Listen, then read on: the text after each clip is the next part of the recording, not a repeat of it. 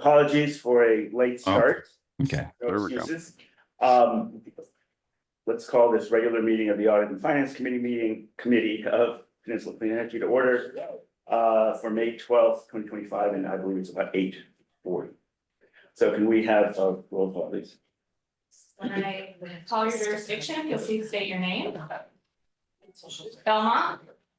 Tom McCune, attending by Zoom. Thank you, Tom. And you're appearing under an AB 2449 exemption for a just cause, correct? Correct. I'm the primary caregiver for my mother, who's 102 years old and on hospice, and can't be left alone right now. And I am the only person in the room. Thank you. And just confirming, any other people in the room over 18 with you? No? No, there's no one else in the room. Okay, great. Thank you. Burlingame. Donna Olson. Thank you. East Palo Alto. Carlos Romero? Los Banos. Michael Amabil. And Redwood City. Yes. Well, thank you. We have a quorum. Okay. Next item is approval of the minutes for February 10th, 2025. I'm sorry. So it's actions. Oh, actually, no, right. And we're gonna set the agenda and approve consent, item number 1. So that includes the minutes. So sorry, you should back up and do public comment. Okay, do we have anyone in the public who would like to address the Audit and Finance Committee on items not on the agenda? No one in the room? Don't think. No one online? Okay, so next item, set the agenda and approve consent calendar. So can I have a motion to that effect? And then I'll ask if there's any public comment. Or is there any comment on the minutes? Not? Do you have a motion to set the agenda and approve the consent calendar? I'll move. Move approval. Okay. Second. Second. Okay, we have a motion and a second. With that, let's have a roll call vote, please. Belmont. Yes. Burlingame. Yes. East Palo Alto. Yes. Hillsborough. Oh, sorry. No longer That's the wrong list. Los Banos. Yes. Redwood City. Yes. All right, motion passes. Thank you. Next item is chair's report on the regular agenda for the good of the order. I have no chair reports. Let's move on to staff report. Nick? Please. Yeah, just in the interest of time, we have a pretty packed agenda, so we don't have any staff items. Okay, and I should have asked for public comment on any of those last 2 items. Was there any public comment? No. Okay, thank We you. technically don't have any public online. Okay, that's great. You never know if they pop on. So our next item is third quarter fiscal year 2025 financial report. If you all had a chance to review those, Nick, do you want to go over those numbers? Awesome, thank you, guys. Yeah, they are awesome. Morning, everyone. Yeah, it's good quarterly results. We have obviously, after I'm gonna go through the third quarter results, we're gonna talk about next year's budget, which is probably not that last historical is not important, but probably more important going forward. So I'll move through this somewhat quickly, but please jump in with any questions. Sorry. There we go. Okay.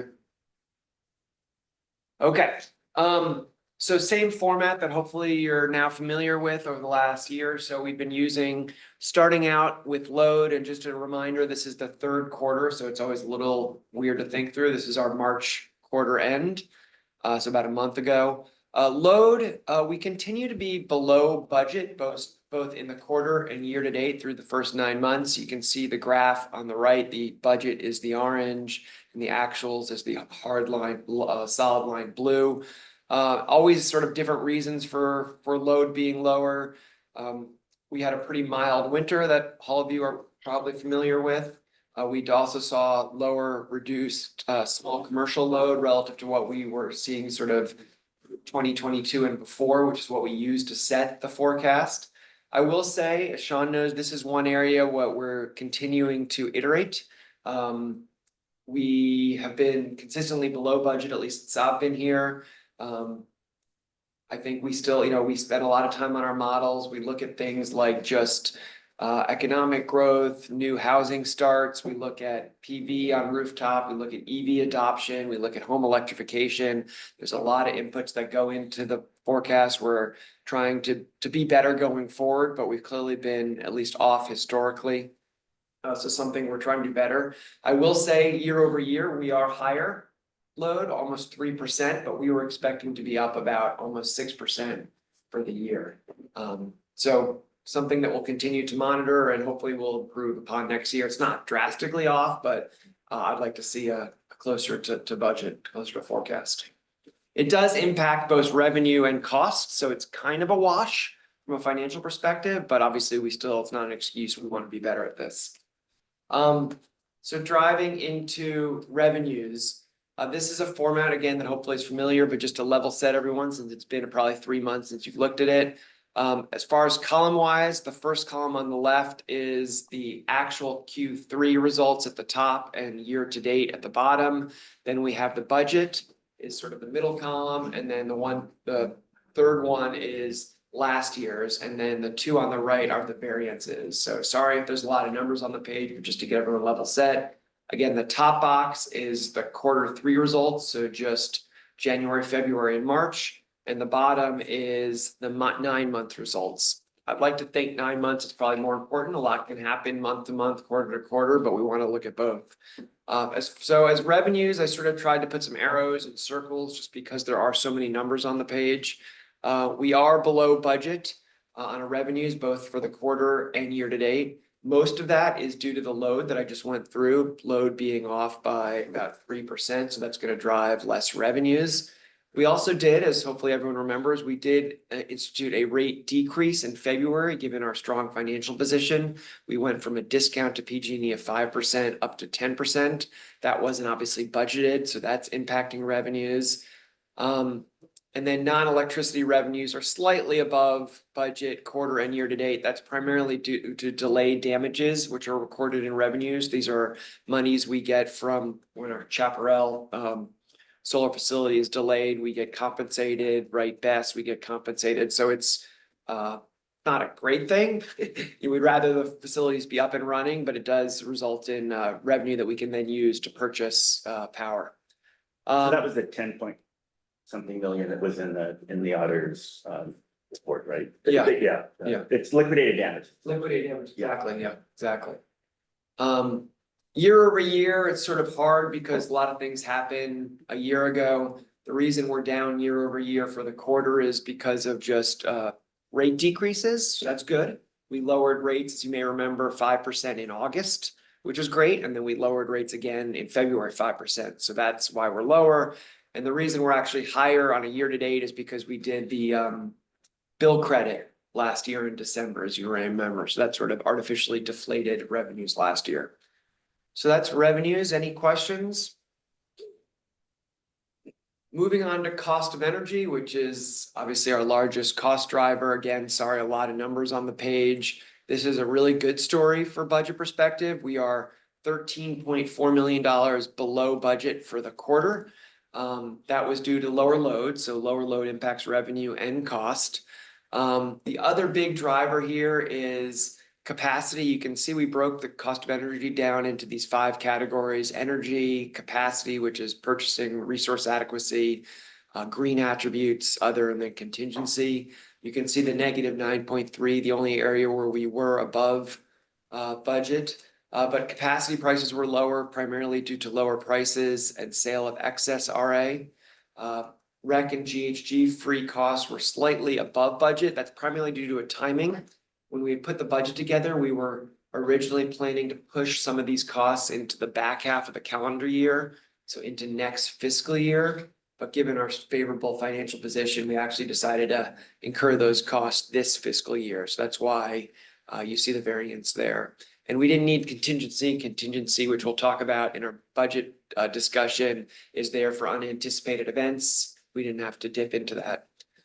For the year to date, that's basically the same story, just bigger numbers. You can see we're almost $58 million favorable to budget.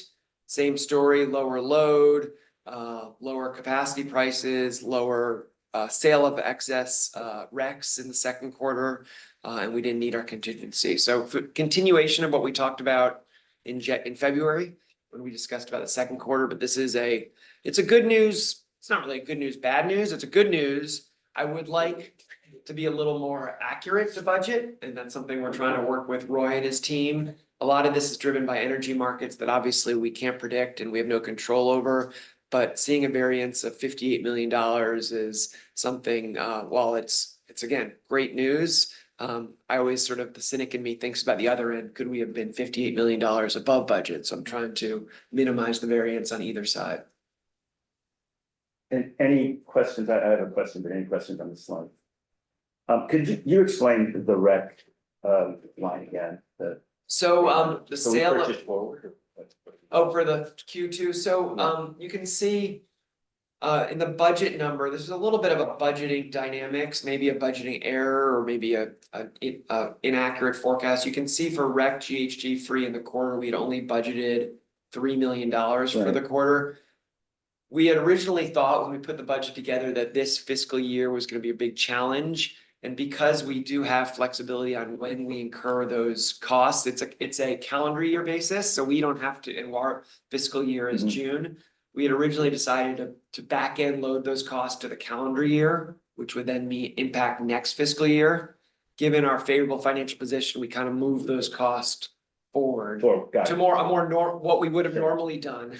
We didn't need to pull that lever, if that makes sense. Okay, thank you.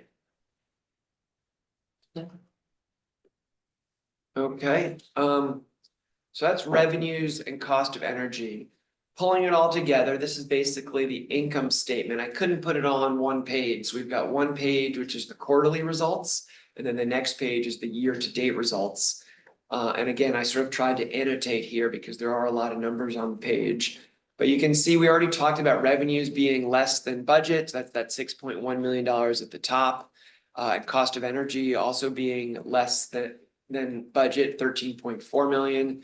You net those two out and basically revenues less cost of energy, we were $7.3 million favorable. The rest, which we haven't talked about yet, is operating expense. You can see there's some pluses and minuses, not huge number of variances. In general, we were favorable to budget and in line to last year. The big outlier there is program spend of $3.9 million favorable. We knew this was coming. We had sort of rebudgeted this or reforecasted this. We don't change the budget, that's sort of set, but that is largely due to sort of slower ramp up and just lower uptake in some of our programs. We're expecting that to even continue in the fourth quarter. And you can see the only categories where we were over budget was compensation and marketing, which were again kind of anticipated. The other big variance there is non-operating income, which is just interest income. And we're continue to be very favorable short-term rates. We didn't expect them to remain this high for this long. So something we didn't budget for. So net $15.8 million favorable in the quarter. Moving to year to date, which is again probably more important. Numbers it's the same story. Again, just bigger numbers. The revenues less cost of energy at the top there, that's $50 million. The biggest driver is that cost of energy, which we already talked about. All the other cost categories are basically favorable except for compensation. The big variance again is programs which was expected due to lower delays in our building electrification program and slower uptake on our EV incentives. And interest income continues to be favorable. So net huge favorability, which is great. I'd like it to be closer to budget. I'd like us to have at least forecasted some of this favorability, but still a great story. Nick, can I stop you there for a moment? Please. So, and if you want to comment on this in the next one, just tell Okay. me. So one of the things that we've been talking about is the potential to shift some of this favorability in this next fiscal year to increase the size of our rate stabilization fund. So I don't know if you want to address that now, or if you prefer to maybe pick that up in the next topic. There's no magic to it, so we can talk about it now. So yes, when you see in the budget section, we are forecasting to continue to be favorable for the year. So for the full year, I think it's like $60 million. You'll see that in the next section of forecasted favorability for the full year, maybe even be more than that. We're gonna come back to this committee and formal recommendation to sort of bank some of that, put it into a rate stabilization fund, because unfortunately, we believe we will need it in fiscal year 27 and fiscal year 28. We are expecting a large decrease in PG&E rates in January, which we talked about last time we met, as well as an increase in the PCIA. And for us to remain cost competitive to PG&E, which is obviously one of our main goals, we will likely have to decrease rates up to 25%, which will decrease revenues. And so we want to use some of this favorability for those future years. Thank you. Just wanted to flag that is coming. And PG&E's numbers are going down because certain, I guess, additive costs that have been passed through to them through the PUC are then burning off, or why is it that their numbers are going down? It's a variety of factors. It is lower REC and RA costs, which are going into the calculation, but it's also, and it's some of it's a true up. This year, their rates probably, Justin Kuda, who's our rates expert, would tell me this year our PCIA probably should have been higher. So it's artificial, we're benefiting from that, and that's gonna true up next year and sort of have to pay it back. So it's a variety of factors. And we'll Thank see really like. Yeah, we'll see. These are These forecasts. are all, it's January 1 is sort of the moment of truth on their rates every year. Thanks, Nick. Sure. So just Nick, you're anticipating then that revenues, well, okay, energy revenues might be 25% less next year. The reason it's actually not, the reason I'm capping it is PG&E won't change their rates until January, Okay. which is halfway through Half of our year, fiscal yeah. year. Mhm. And then we'll have to make a decision in February or January if we also want to decrease our rates then, or wait until our next normal rate setting, which would be June of next year. And so the actual real impact is fiscal year 27, which is we expect to see a decrease in revenues of about 25%. And you're gonna see that in this next. Yeah, no, I saw that in the projections you gave us in the report. Yeah. We'll have some decisions to make. Yeah. So all this leads to cash.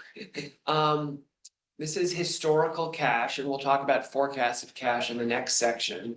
But we continue to be very favorable. Not surprising, all that favorability that I just discussed leads to favorability and increase in cash position. We ended March with $419 million of cash, so about 20 million higher than last quarter. Days cash on hand is 374 days, so that is higher than our high end of our target of 250. I will note, and I put a note here at the bottom, that if you exclude the rate stabilization fund of $68 million, which is essentially cash that we've put aside to stabilize rates, our days cash on hand would be 313 days. So still higher than 250, but lower than it looks like on this page. You'll see in the budget section, we do expect our cash position and days cash on hand to steadily go down over the next 5 years as PG&E decreases their rates, and we do likely in two.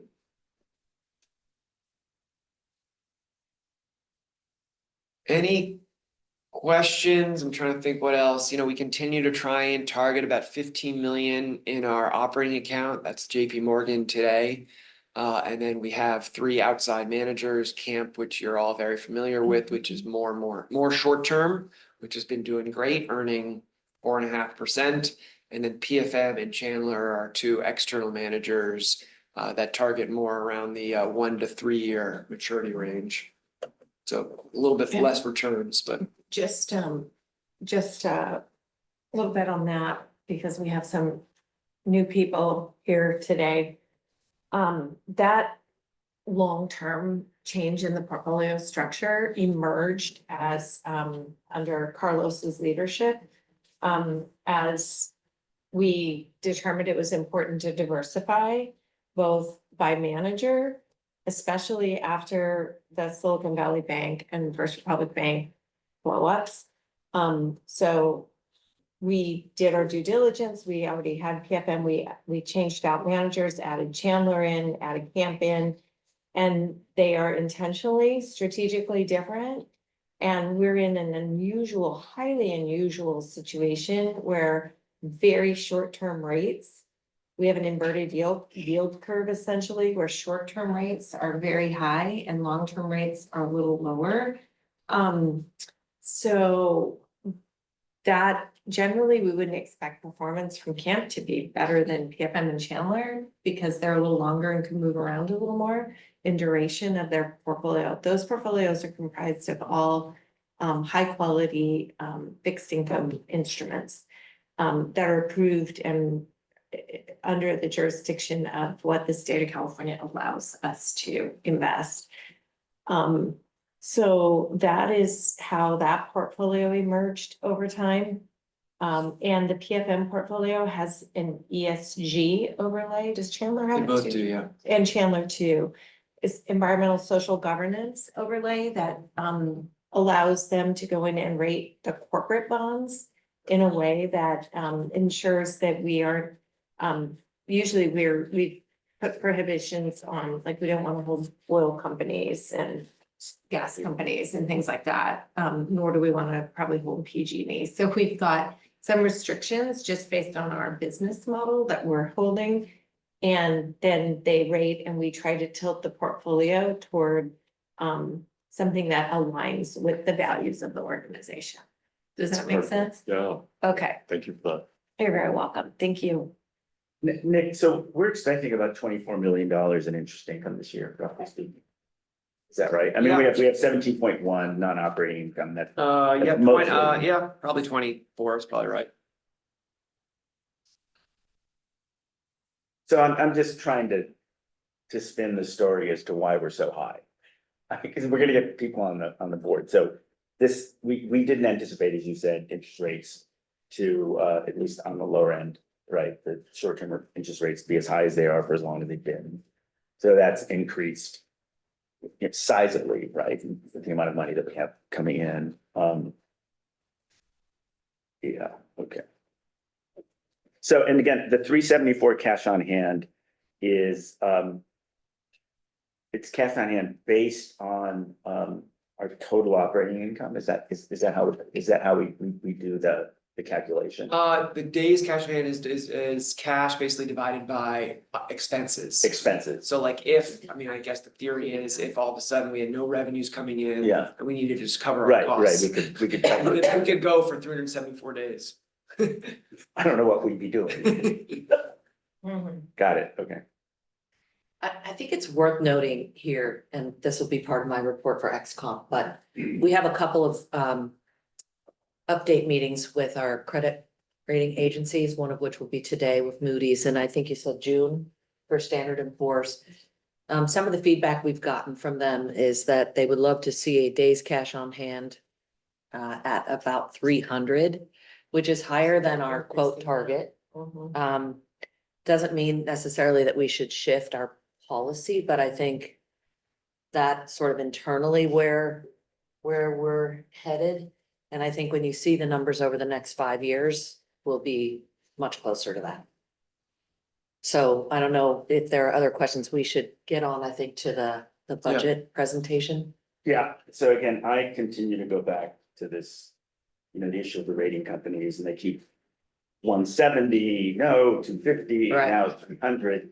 I ask myself, and I think this board should ask itself, what is the purpose of having a AA or a AAA rating, right? And to go to the extra 250 days, to go, let's say, to the 300, how much more money then are we tying up? And what are the lost opportunity costs in terms of programs, right? In terms of benefits that go back to our residents who are paying for this. Yeah, fair. So at one point in time, I think sometime we have to have that discussion. So does it really make sense to Is it go to worth, 300? yeah, is it worth the? So that's all, it's Yeah. not now, but it's just. No, you're told, it's a great question. A lot of companies purposely choose, as Dr. Play knows, not to be A-rated because they feel like. And we are not. I mean, yeah, Yeah. um, Yeah, and just because they want 300 days, we may not. Right. I'm hoping actually, but no, it's a great point. You're right, Carlos. Okay, But Okay. but I would love to have this discussion maybe next time, Carlos. well, I don't wanna Because have it now. It's a No, super I'm important just- discussion because I do think there are benefits, but I think there's a balancing act there, Agreed. a balance. Okay. Okay, so that's third quarter results. So punchline is very strong. There's some appendix pages, a lot of numbers. We post this online, similar format if you're interested. So do I just go to the next section or do we need like a comment? I Public always comment. forget. Yeah, there are no questions here. Any questions from or committee members that are online? No, it looks good. Thank you. Okay, so let's go to the public. No public in here. Okay, no public comment. Move on to next item. Okay, so this is a draft little, budget. maybe a little more exciting. Not that the last section wasn't exciting. But this is our next fiscal year budget. We have been working on this for the last few months. I think Sean mentioned that CEO report or EC report in the past. You know, we have a very structured process led by Haley over here, who's to Sean's left.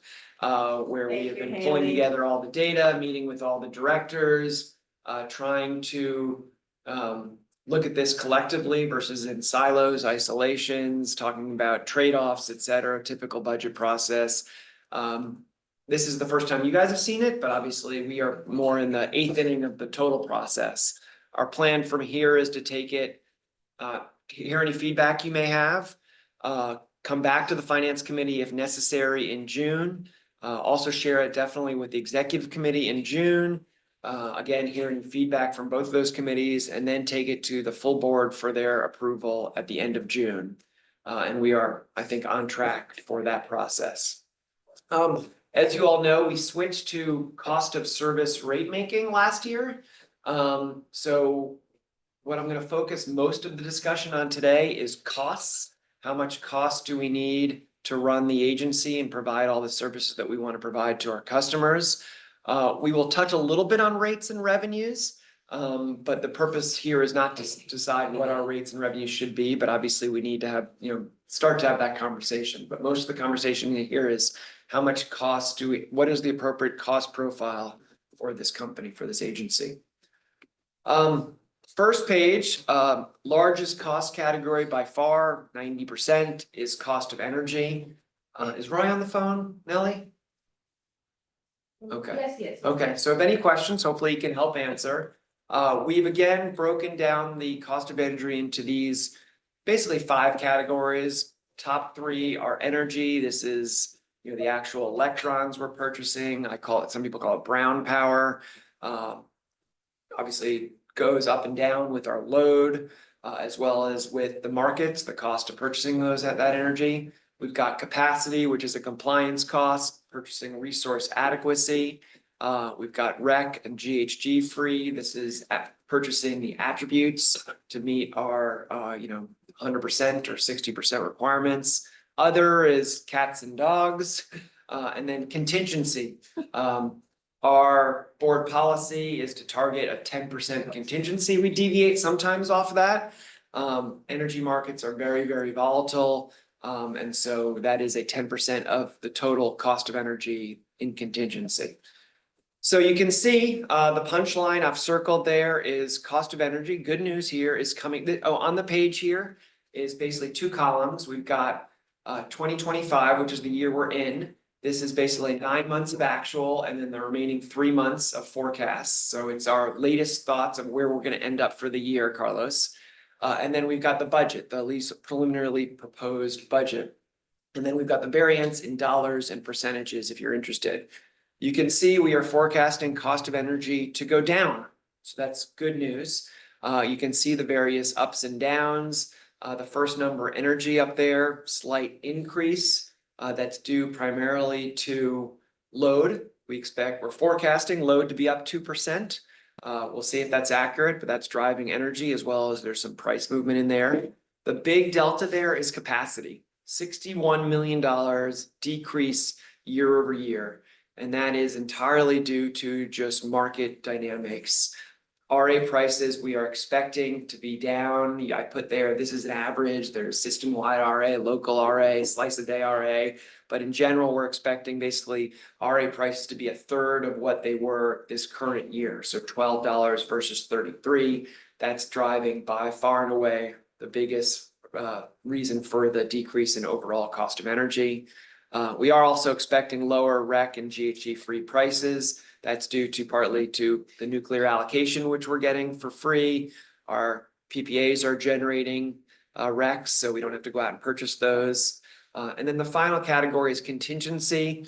As I mentioned, for next year, we're forecasting a 10%, or we're including a 10% contingency.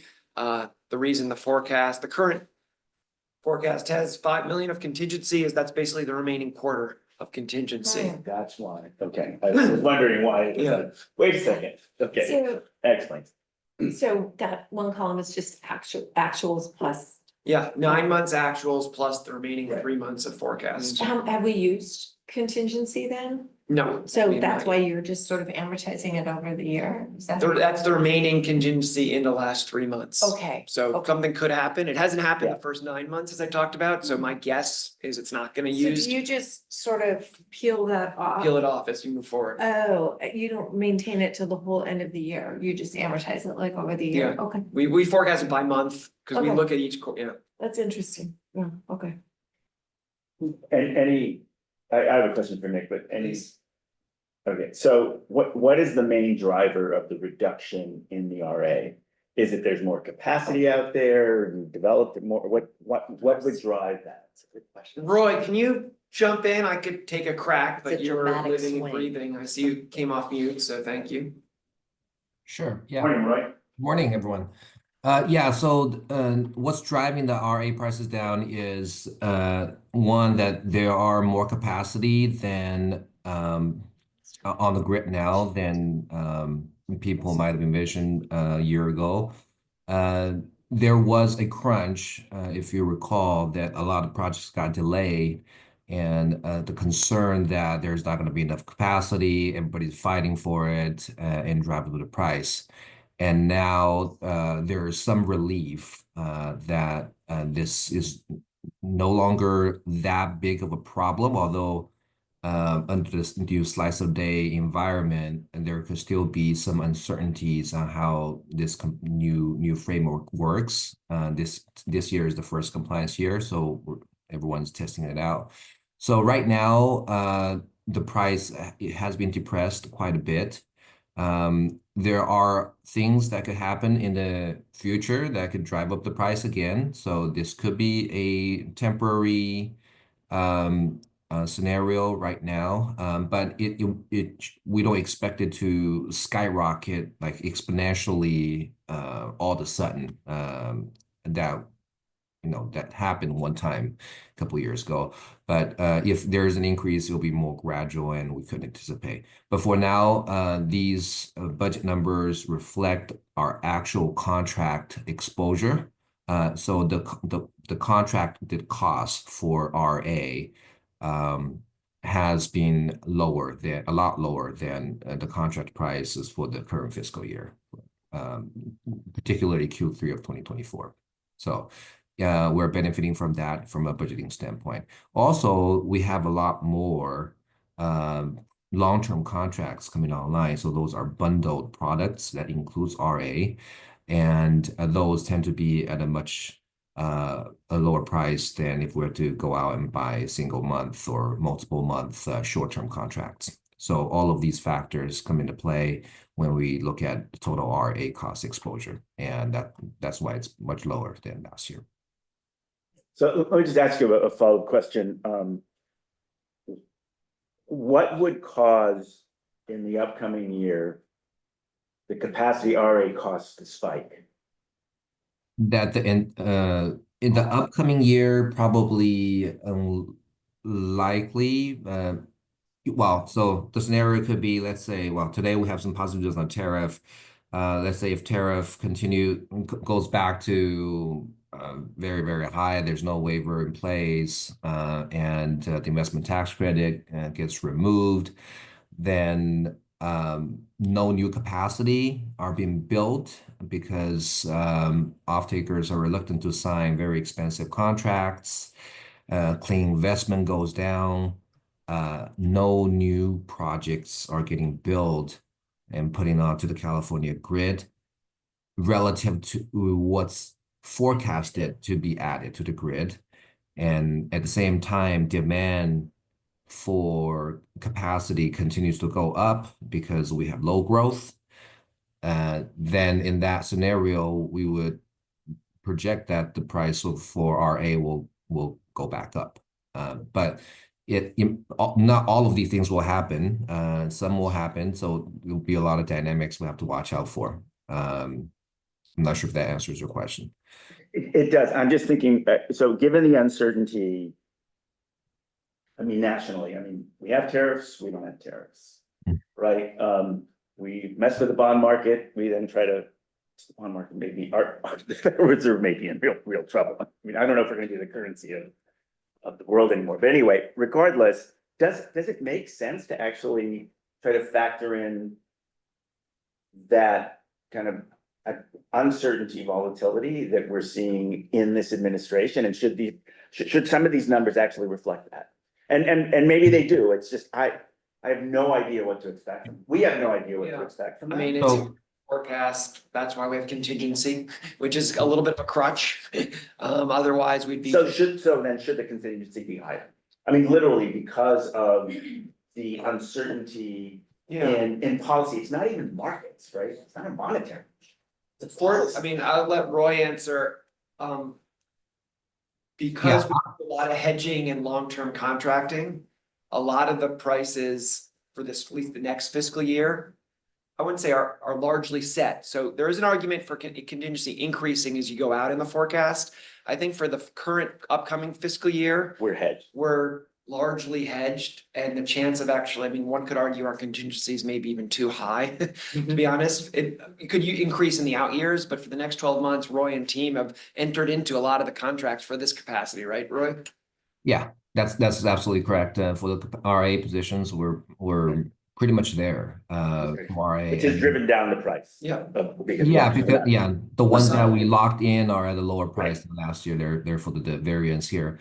But yeah, our GHG position also looks good. I mean, really, the price has come down, so there's less opportunity to sell RECs at a premium compared to carbon free. So that just means less opportunistic revenue, but it doesn't impact our product content, meeting our product content. We are getting the prepaid benefits as well. Nick didn't mention that, but that's also come into play here.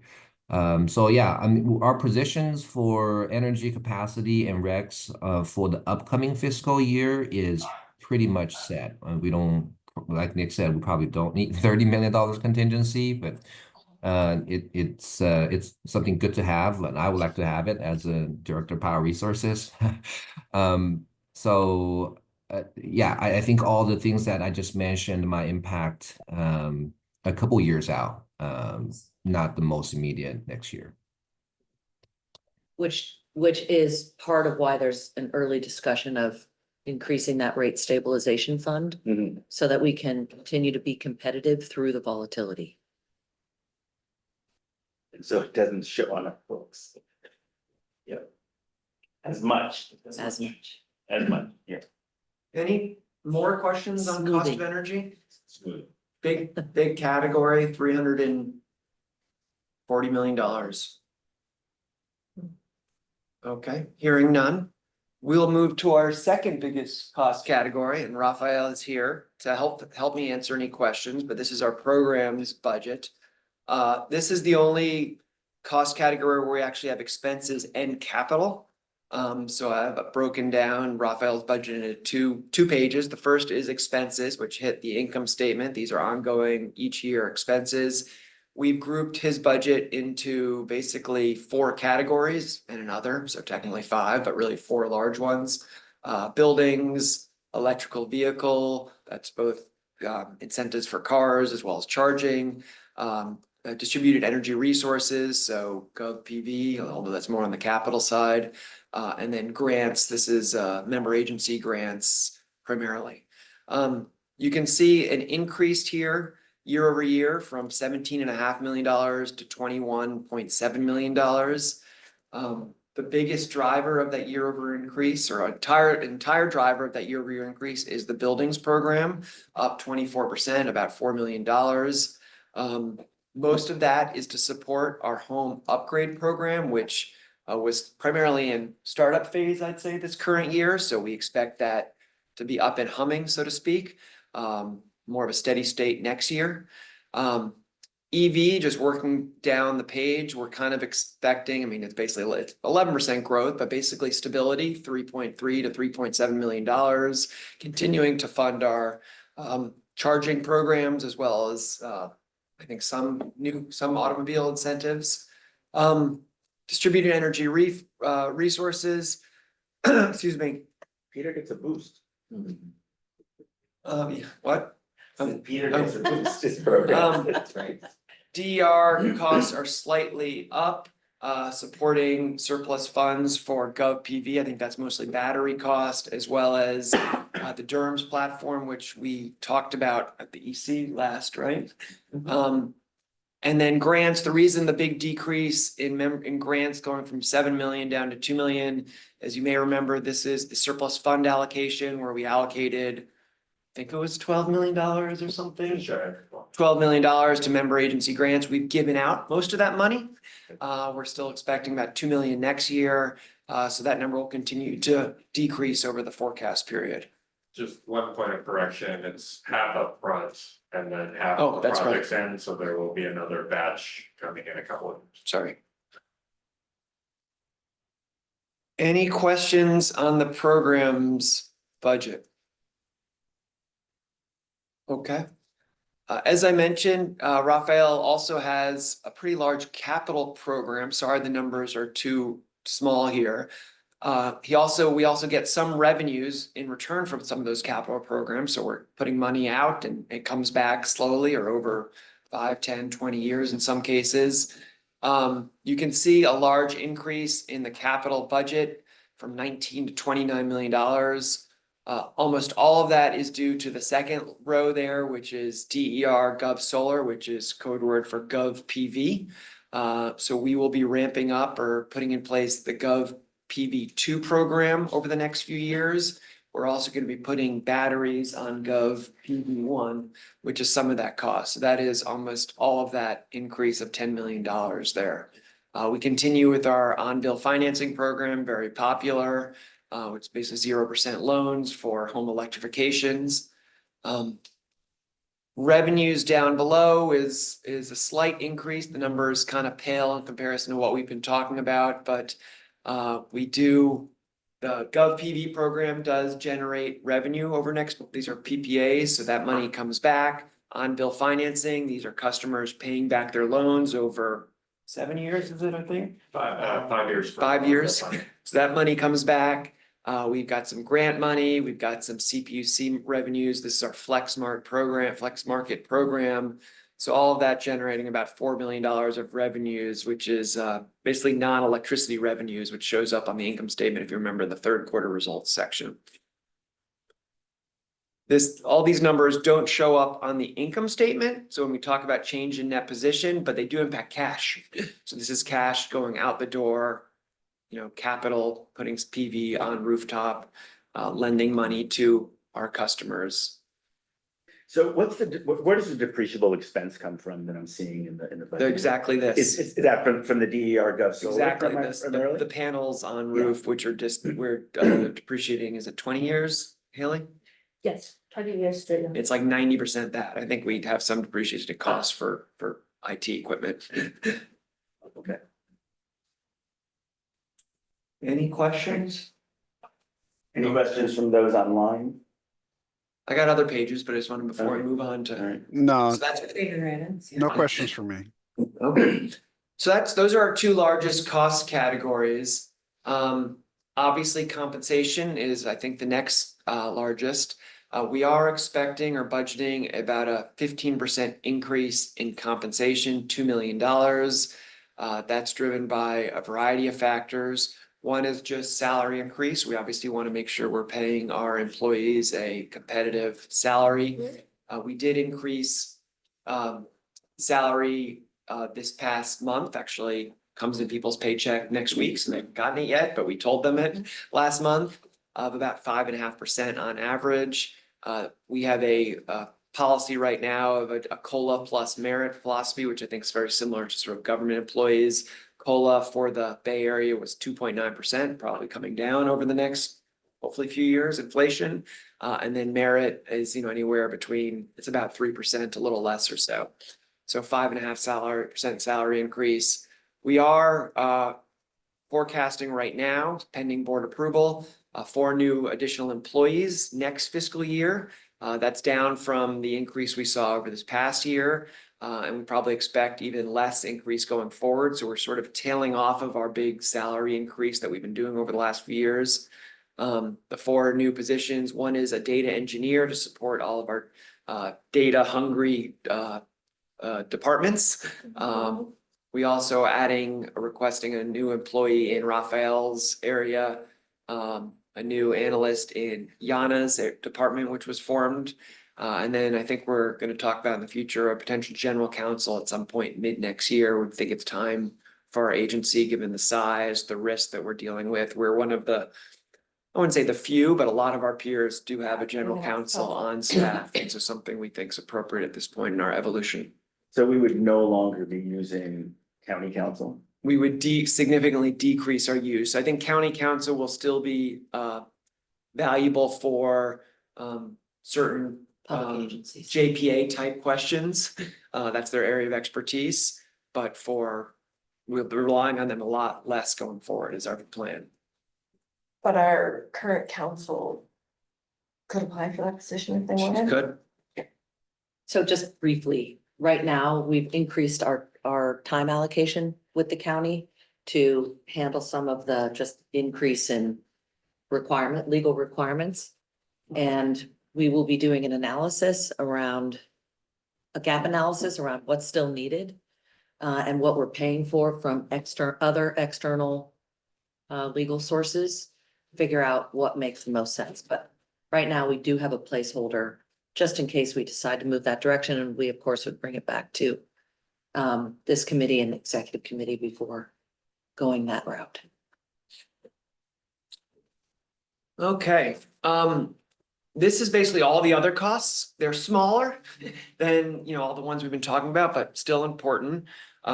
We are expecting or budgeting an increase in most of the cost categories. The first 2, which are actually the largest dollar amounts, we're kind of expecting to be flat, so that's good news.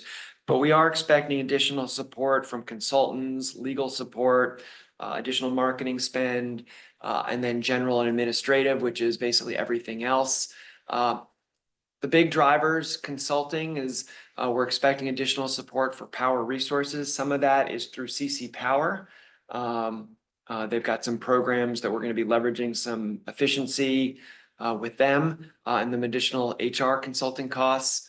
Legal, we are increasing our hours a little bit with the county, as Sean mentioned, but the big driver here is we do have Yana's new innovation strategies department, and we're expecting additional legal support there. On the marketing communication side, a lot of the dollar increase that I mentioned in Raphael's programs budget is going to come from increased paid advertising. And so we're expecting that paid advertising will drive the program spend. So one requires the other. We're also more promotion and branding support, additional direct mail. And then GA, again, GA includes a lot of different cost categories. The big driver there is software. Almost 500,000 of the 733, I think, is due to additional software that we'll be rolling out next year. So that's, Sorry, can I just ask a question please. about legal? What percentage of legal presently is outside council work, not county. not county? I can reverse engineer. The county is, I believe, about $150,000 a year. And so of the 980 this past year, 150 of it was county. The rest is outside. Most of it's power Energy. resources. Yeah. So a lot of we hire unfortunately expensive or high cost, expensive legal firms to negotiate all of our PPAs and the like. And that would not go away. Yeah. That piece of it would not go away by bringing a general counsel in-house. So that's very specialty, driven. legal Yeah, counsel. I don't, look, I assume, you're paying between $500 and $800 an hour, probably for outside counsel. Not for the county. The county's a Not, deal. not for the county. Yeah, the But yes, county's good. for the Yeah, PPA. I mean, it's, those prices just, it's incredible. I have been involved It in is some incredible. litigation and just, the powerhouse firms, they'll just kill you, Yep, right? They're war horses, but they'll kill you. yep. So does this actually mean then that we're gonna add that we, in-house, if you do legal, we'll still have some county costs, but then we're gonna have a general counsel who will not be a transactional counsel, is that correct? Correct. Hold on. For power purchases, right? But definitely transactional we have a lot of contracts for programs and now for DER Yeah. upcoming. So yes, on that side of the house, but in terms of power procurement, it is very specialized, so we do anticipate keeping that. And that is, I would say, the lion's share. So that's what I was saying, the general counsel is it's not decided yet. Because we're just doing this gap analysis to figure out what makes the most sense from a cost and needs perspective. Because the county's great, there's no issue with that Yeah. whatsoever, it's just making sure we're well covered. And appropriately covered. All right, thank you. Okay, so those are all the costs. Now I'm gonna quickly touch on revenues. Again, we're not here to set rates yet. Apologize, the numbers are small, a little bigger on the page over there. So we have two scenarios here, and I'm gonna walk you through them. Scenario one is we are not recommending at this point, but a likely outcome is we decide to not change our current rates, which are set at a 10% discount to PG&E. And as a reference check, we've been historically 5%, so that's a little bit more generous than we've been since our founding. But there's a good chance that we recommend to maintain that 10% discount for the next fiscal year. Scenario one is just that, a 10% discount in, say, July 1st, and no change for the whole fiscal year. Our goal, we know customers don't love rate changes. I mean, they don't mind when they're decreases, but in general, they like stability. So our base plan would be to set rates and not change them unless some crazy event happens. That's scenario one. That would be about you can see $441 million of revenue, and the resulting change in net position is the bottom box that I've boxed of about $62 million. And you can see the cash there at the bottom. Another potential scenario, which between us is probably more likely, is as you may remember, as I mentioned, we're forecasting PG&E to lower their rates in January significantly, 28% decrease. And there's a good chance when we get to that point, we won't if we don't do anything, we will be at a premium to PG&E's product by almost 10%. And so we don't have to commit to it today, but trying to anticipate, there's a good chance that the board decides, and we recommend, and maybe the board agrees, to decrease our rates to coincide with PG&E's rate decline. And so scenario two is anticipating that, kind of, I wouldn't say a worst case scenario, maybe a more realistic scenario, where we decrease our rates by about 25% in line with PG&E's rates. It's not the exact same because we're recommending, or scenario two puts us back to a 5% discount. But you can see that would decrease revenues by about $38 million. So we would generate about $404 million of revenue under scenario two. None of the cost categories change, obviously, and that would result in a change in net position of about $25 million. So we wanted to put these two, we don't have to commit to that, but trying to anticipate, which is what our job is, when we get to that point, that's probably something that we would want to at least consider at that point. And we wanted to make sure that we understand what the impact on our income statement would be if we were to make that recommendation in December or January. So, But Nick, hold Yeah. on. yeah, One of the things that we've talked about is wanting to get this body's feedback. Yep. Because we need to be able to model it out, for the budget that we bring to the full board. So I think we are landing on scenario 2, right? that's Just what, to be more direct about it. Yeah. But well. we want this group's feedback, correct? Correct, yes, we don't have to commit to any rate change in January today, obviously. But we need to assume something in the 5-year forecast. Right. And you can see on the next page, which we also included in the memo, which that you may have had a sneak peek at. But we have assumed scenario 2, it just only changes the one current year, after that, they're all the same. But we just wanted to make sure that we never wanted to set rates or set a budget that would potentially put us in financial difficulty. And so that scenario 2 is sort of that scenario, but we wanted to get your guys' thoughts or opinions, and we can go with any route. Or we don't have to even do one of these 2 scenarios. Carrie, there's a question? Tom, please. Yeah, just just real quick. I think from a budgetary point of view, this makes sense to me. I'm gonna throw out one thing I've thrown out once in the past that isn't really a financial, hardcore financial thing, but it's kind of a PR thing.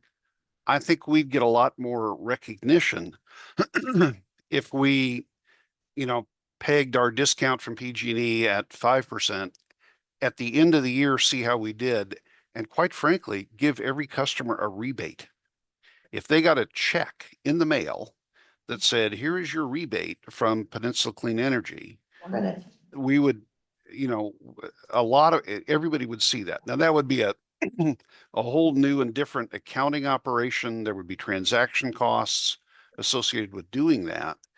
But, you'd be amazed at how many people that I talk to that don't know that Peninsula Clean Energy exists. They don't, they don't know the discount they're getting. People who are in the game and who watch this stuff know about it, but the vast majority of people that I talk to don't really even know about it. So I'm just throwing that out. I mean, budgetarily, it's fine. Mechanically, I think we'd get more recognition by sending out rebates. I don't, You want a response? yeah, Yeah. I was gonna say, Sure. I don't know if you want to, I mean, we did do something We did. similar, but it was a little different. Director McCune, thank you. I think that very issue gets brought up periodically, I would say fairly often. And it was really the subject of the surplus fund work that was done a couple of years ago. And I think what we probably need to do as a group is to come back and figure out, is it yearly? Probably not, but if there is something that is, multiple years where we are at a very high days cash on hand pursuant to, some comments from earlier in this meeting, I absolutely think that that's something to look at. One of the things that we've been told by our team is that paper checks, while you're absolutely right, it's like you get the most visceral PR impact from that.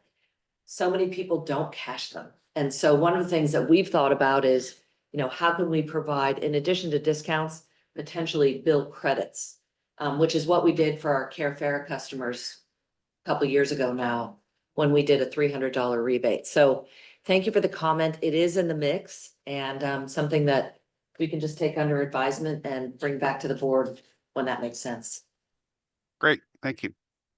Donna, So I think, Sean, that's a great, approach to take to it. Tom, the one thing I worry about is, when we give a rate decrease, everyone enjoys a rate decrease. If we hold up at the end and then have a big pile of money, there's a lot of pressure to not give that money equally out among all the ratepayers. In other words, it's really hard to give, the appearance of, sometimes it can be hard to not divert most of that money to our most vulnerable residents. So sometimes I think the pressure then comes on that. There's a little optic problem with regard to higher income people, like here, we're gonna give you back $50 on your bill, high income person who's spending, $3,000 on electricity because you're doing your pool and your 10,000 square foot house and everything. So there can be a little bit of an equity conversation that ends up happening in that regard. So, it just depends also if you want to get into that nuanced discussion versus just lowering rates, which help everyone across the board. Yeah, I hear you on those. I mean, one additional thing about doing it as a rebate, however it's done, it gives you more flexibility to do it at year end. You can kind of see how the year is going. And if it's been a great year, you could actually give a larger rebate than you would have anticipated. Or if it's, something happens that's crazy that you weren't expecting and it's a bad year, you could reduce the amount of that rebate. So it's just a thought. Yeah, I think that's really interesting. I mean, what I'm hearing from my constituents is they want lower bills now. They want lower bills now. So my personal preference is to keep the bills as low as they can, which would, for me, would be, yes, maintain rates at 10% discount February 2026 versus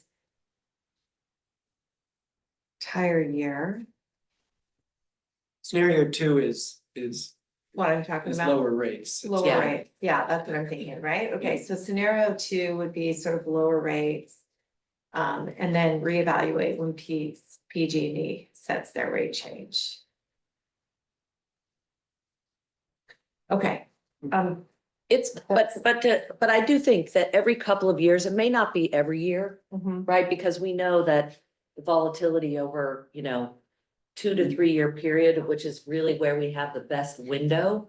Going anything beyond 3 years is a Yeah. little bit yeah. crystal 15, ball. Yeah, And I'm not suggesting we go through rates, a surplus fund exercise the mhm. same way we did a couple of years ago, but there were lessons learned from that.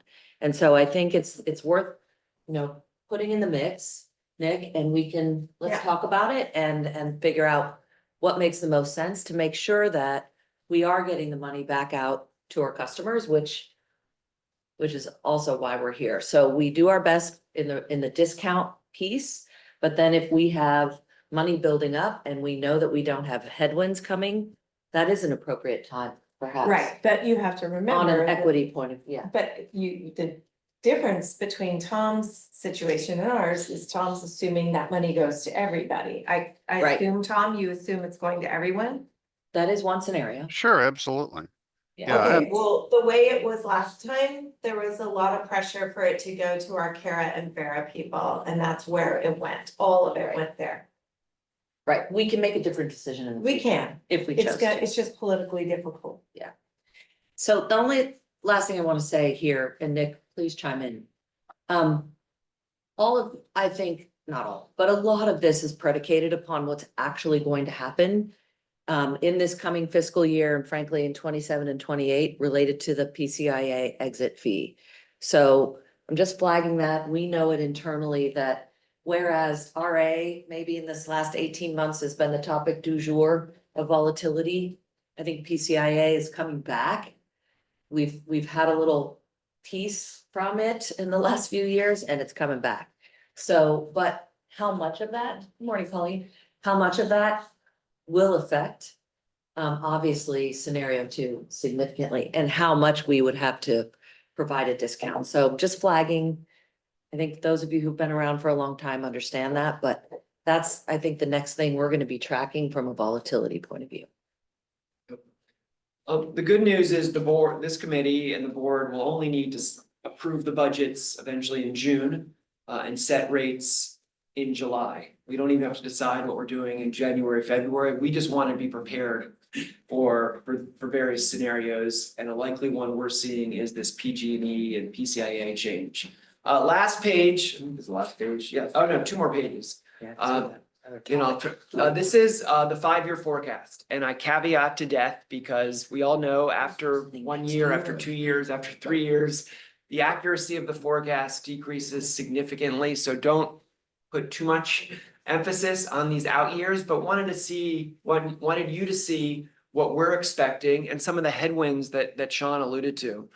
So the first column is the current year we're in. We've already sort of talked about that. We're expecting, Carlos, you mentioned about $60 million of change in net position. We already talked about the budget year. This is assuming scenario 2. So we're assuming that we're gonna not be at a premium to PG&E just for scenario planning. That's about $25 million of change in net position. That's the bottom line on this page. Then we've got 2 really challenging years, not driven by anything we're doing, but driven entirely by anticipated PG&E rate decrease and PCIA rate increase. So you can see we're expecting revenue to decrease down to almost less than $350 million, which is $100 million less than what we're expecting this current year. And that results in significant negative change in net position in both 27 and 28. Again, these are forecasts. They may not come to fruition, but this is what we're expecting. This is a lot what our owners are expecting. The great news is we are in great financial shape to weather this storm, so to speak. What we mentioned in the last section that Sean said is we are going to come back to this committee and recommend that we put more money in the rate stabilization fund. We currently have $68 million, which wouldn't be enough to offset the negatives in 27 and 28. You can see if I added those 2 numbers together. In aggregate. In aggregate, Yes. sorry. It would be $87 million. We have 67 today, 68 today. So we will be coming back with a recommendation to put more money, TBD exact amount, but say another 50 million, just to use round numbers, into the rate stabilization fund to be used in 27 and 28. And you can see 29 and 20 and 30 are not slam dunks, they're pretty close. So this is the 5-year forecast. And that we're movement seeing. of funds obviously doesn't affect the budget because it's coming from. Yep. Yeah. Okay. And it doesn't impact cash, which I'll talk about on the next page. It's really just accounting to offset its losses. So just a quick time check. Yeah. I think what we have 12 minutes left. Is that right? I know, Rafael has something. Yeah. Exactly. So I just wanted to bring up one thing. I do think, and you know, maybe this is an executive committee issue, but I really do think we should have some sort of policy guidelines on what we consider to be surplus funds that are distributable. I think we have a policy right now about how many days we want cash on hand. Yeah. I think there has to be something that is there to guide us to say, yes, we have surplus money and, you know, it'll waterfall this way, you know. 20% more goes to Rafael's programs or whatever, right? And then so much may go to a rebate or it may go to a reduction in, but I think that if we have one for the days on hand piece, I really think we should think about, okay, how does the board think about when we actually have, what is considered surplus cash? Right? And when do we trigger that to then Right, pay it out? Yeah, so I won't say any more about it because I know Uh-huh. we get it to Rafael and we're not quite done. Well, it's exactly what you're talking about. This is Right the here. cash forecast. Yeah. So, days cash on hand, which is the green line, the one we've been talking about. And you can see the red dotted line is 250 days. So that's the high end of our current range. Maybe we want to be a little higher on that. And you can see, while it is somewhat elevated this year and next year, you can see it come down pretty significantly over 100 and almost 130 days, from 387 days down to basically 250 days. So this is what we're seeing. So while it feels really great right now that we may have quote unquote surplus funds, my 5-year forecast would show us over at least 5 years not having surplus funds. Again, it's a 5-year forecast, and as we get closer, maybe we are in a different situation, but this is our crystal ball that we're seeing right now. That is any question. There's no recommendation. This is just an iterative process. We would love any more feedback. We will be iterating over the next few weeks and presenting this potentially back to you if there's no change. Maybe we don't want to waste your time, but definitely to the executive committee and then the full board in June. And we will take your recommendation too. Any comments from those online or in the room for questions? Public comment? Okay. Regular, Got it. I mean, Tom, yeah, was that you, Tom? Yeah, no, I'm just saying, it looks fine. I got it. Okay. Mayor? You're good too, Michael? Okay. All right, so let's go to the public. None?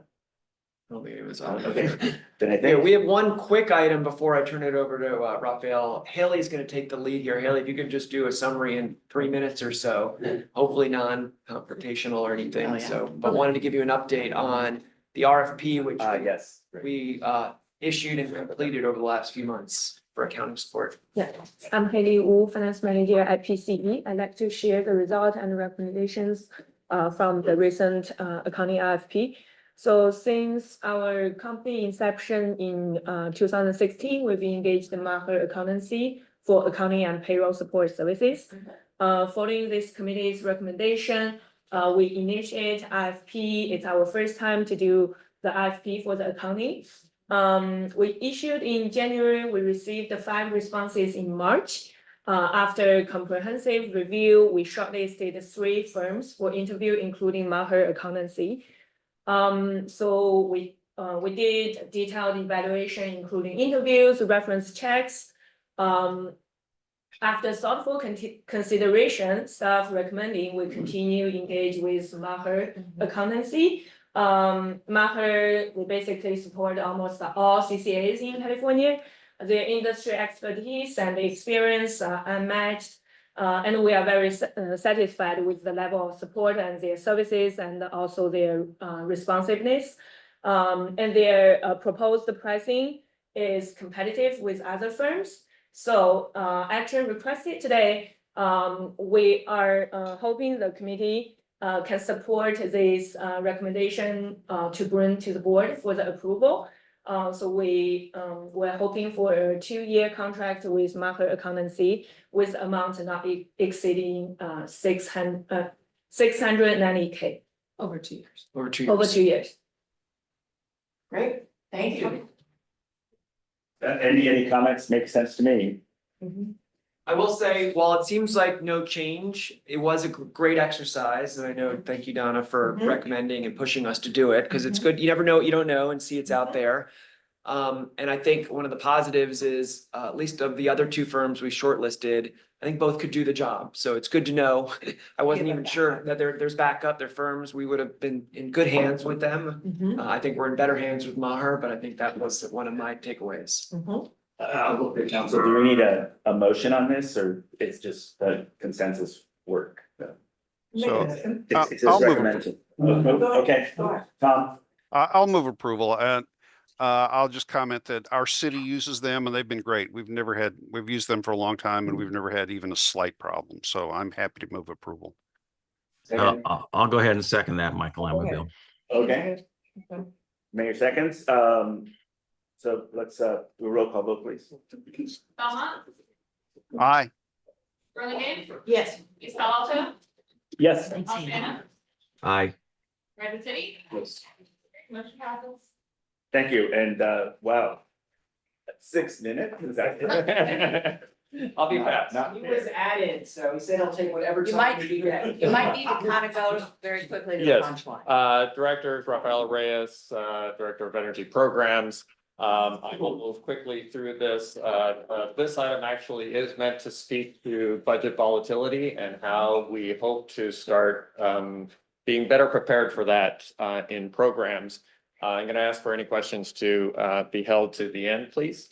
As a reminder, we have a full portfolio of programs now, about $60 million in investment to date, and that's both on the incentives and technical assistance side, which is now expenses, and the capital side, which is has revenues coming back.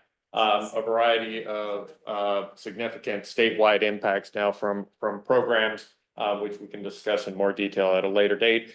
I did want to share with committee members how our investment portfolio, if you will, and programs is changing over time. What you see is the light colors on the left are actuals, the darker colors on the right are forecasts, the grays are expenses, meaning again, incentives and technical assistance, and the orange and browns are capital programs where we're putting out some form of financing, either through PPAs, on-bill finance, or other related financing. So as you can see, the mix is starting to be roughly 50-50 between net incentives and financing, and the green is CPUC programs, which we do expect to grow over time.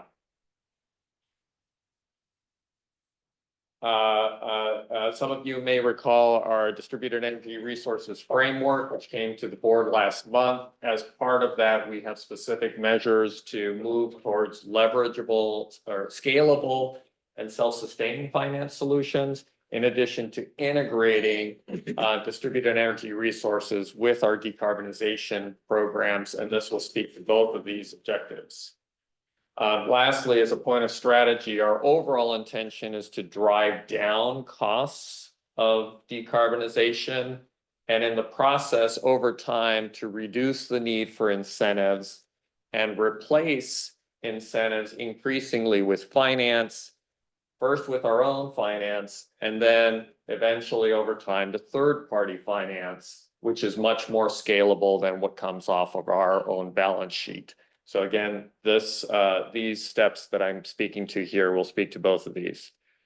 We have a range of objectives. I'm not going to read all of these items, but lower on-bill costs to improve electrification benefits, establish grid services, resilience, and again, ultimately develop a sustainable business model. It's worth highlighting the history of how our programs have evolved, and I'm going to focus here on the residential programs.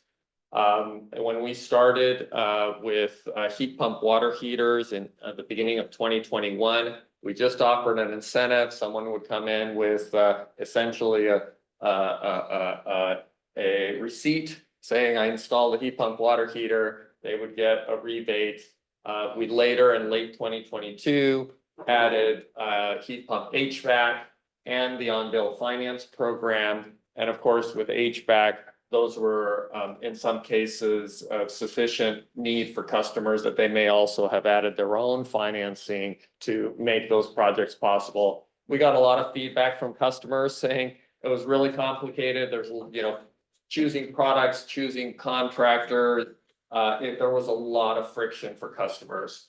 So as a consequence, then we introduced really late last year our turnkey services, which we now call full service, is what you would find on our website, and giving customers an option.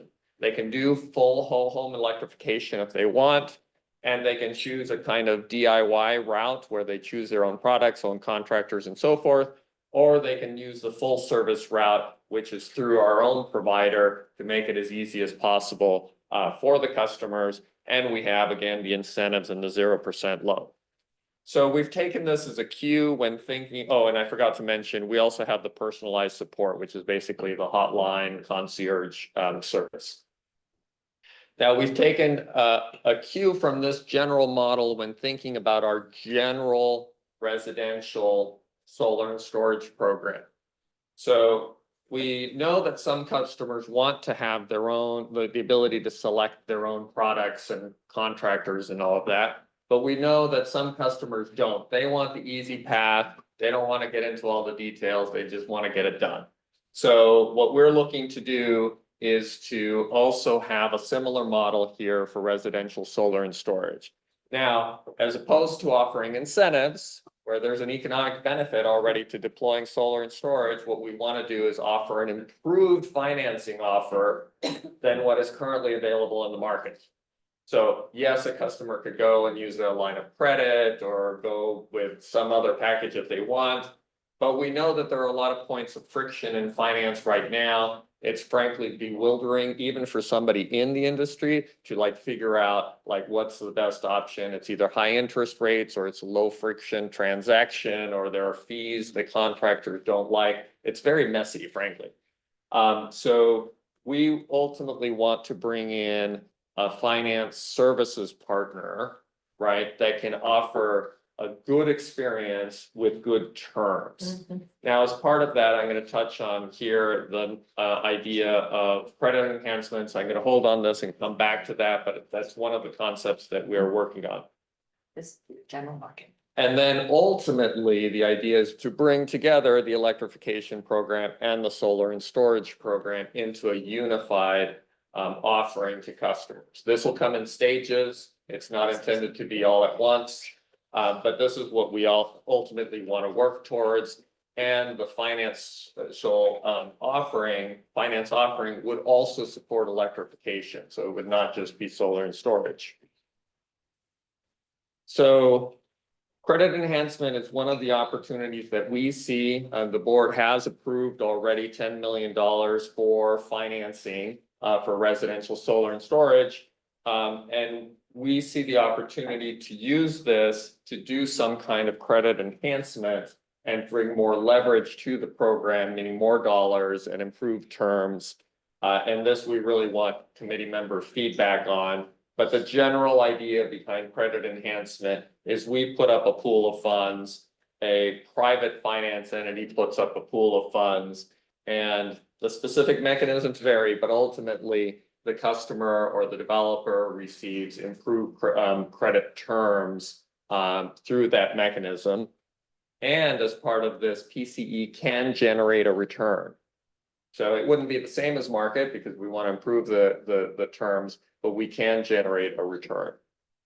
Now, this is a mechanism that is widely used in other areas, affordable housing, green banks where they exist, international development, community development. These sorts of mechanisms are widely used, but it's still novel in our immediate industry to consider this kind of stuff. And we have spoken with a number of parties who are interested in participating. So time permitting, I can go through some of these in more detail. Some of these are very climate focused entities. Others are traditional local credit unions and the like, but we are seeing a variety of firms that are interested in partnering with Peninsula Clean Energy for such an offer. River City Bank, well known in the CCA space. We had a detailed conversation with them about how credit enhancement might work.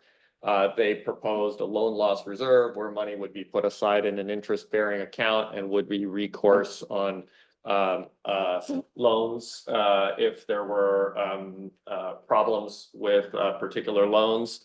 It serves as a risk mitigation fund. This is, again, just one model as a frame of reference about how this might work. So our intention. So the reason the rate is brought down is because you're reducing the risk to River City Bank. We're not putting money, we're not actually lending any money at all. We're putting it into a pool. Rather In this, that's in correct. this scenario. In this scenario, that's correct. That's correct. So ultimately, our objectives here are to create a lending product that it has a superior rate, frankly. And there are a number of considerations. There would be an allocation of capital that would have a term. There would be some risk of capital loss that would have to be managed, and potentially reputational risk depending on the details of the financial services partner. I know we're short on time, so I'm going to pause here for comments and questions. This is a discussion item, and we're interested in feedback from the committee as we consider RFPs in these areas. Members of the committee, any questions or thoughts on this approach? Yeah. Please. Thank you. First of all, I love this idea. I think it's a really great idea to be able to streamline it, make it easy for folks to take advantage of this.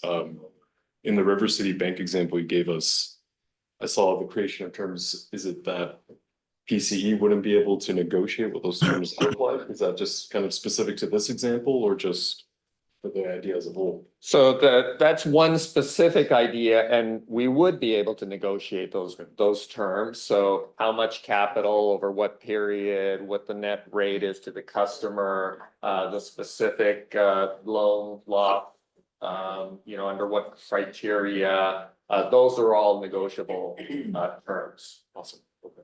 Thank you.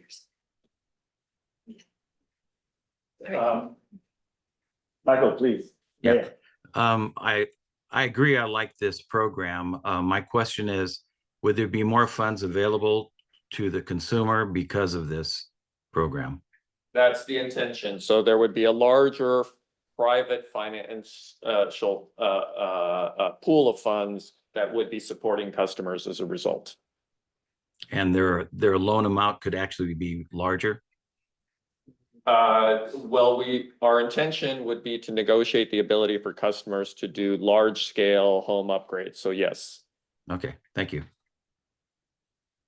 And so I have a question, and I'm sorry, Donna, you had a question. Oh, no, I just was gonna comment that I really like this. I just had solar, just had to put a battery on the complexities and just dealing with it.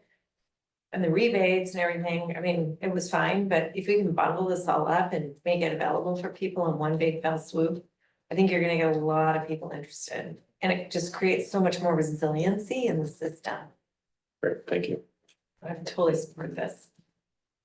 Just a question, our present program includes 0% loan on your bill, so you're paying through your bill, is that correct? That's correct. So moving forward, we would remove, that program would go away and we'd have these basically interest rate buy downs or not necessarily? Well, we probably would keep the on-bill finance for some period of time or narrow the eligibility. There's some question of exactly how that transition would work. We know that we need to be cautious about how much capital PC is putting off its own balance sheet, so we would be looking at that. But in the short term, we don't anticipate that on-bill finance would go away. We do not. We do not. That's right. We don't want to maybe grow it significantly. We don't want to be a CFO in the business of lending to customers a lot of money. So the idea is let's use other people's money. And on-bill finance is somewhat risky for us from the standpoint of if a customer departs, then we have to go find them to pay off the loan. We have limited recourse. And so that's why we've limited the dollars and the term on those loans. And then you can explain to me later I don't want to take up any more time because I know we have the executive committee coming in, but you can explain to me later. What is the process in the River City example? What would be the process for our money that's basically reserve fund in case there are defaults? What would be the process for that money to actually provide some income back to PCE? The fact that this would be in an interest-bearing account. So if the actual losses in the program are limited, then we would generate a positive return. Okay. So but that's a pooled finance. No, that's not a pooled finance. This is a loan loss reserve. this Right, but particular we could do a example. pooled finance. Yes. Or Yes. we could do, which is kind of a gift, or we could do, which is what Cal HFA and other places have done, is like, yeah, we'll subsidize the interest rate. Yes. So your interest rate is 7, right? We will Okay. do a 2% buy down. Yes. Now, there's no money coming back to us necessarily, but I mean, I don't know. Anyway, we could. Yeah. Here's what I'd like to suggest here is to bring what I'm hearing is interest. So let's build this out. Show you kind of the mechanics of how it Yeah. would work and bring it back to the next audit and finance, if that works for you. If Which I is a month may, away. if I may Yeah. suggest, one of the things we want to do is engage in deeper discussions with financial services where we could actually identify prospective terms. And do that in the context of an RFP where we have more detail. Because right now it's conceptual. But you wouldn't settle on one approach yet. Would your RFP say, this is what? Oh, yeah, we this is wouldn't the specify. objective. That's right. How would you get us there? Okay, Exactly. Great. Exactly. Yeah, I'm fine with that. Other folks, and then it'll come back to us eventually. Yes. Mhm. Okay. Not nodding heads. All right, I think we're good. You guys got, and I'm sorry, we would have been on time had I not showed up late, so. Oh, public comment. Is there any public comment? I know we have public comment. Okay, hearing none. Meeting adjourned. Thank you all very much. Thank you all. We're meeting in 2 months, correct? Or are we One meeting month. next month because of the budget? Wonderful. Well, yeah, we're meeting 1 month. Okay. I won't be here, but. Okay, thank you. I'll go.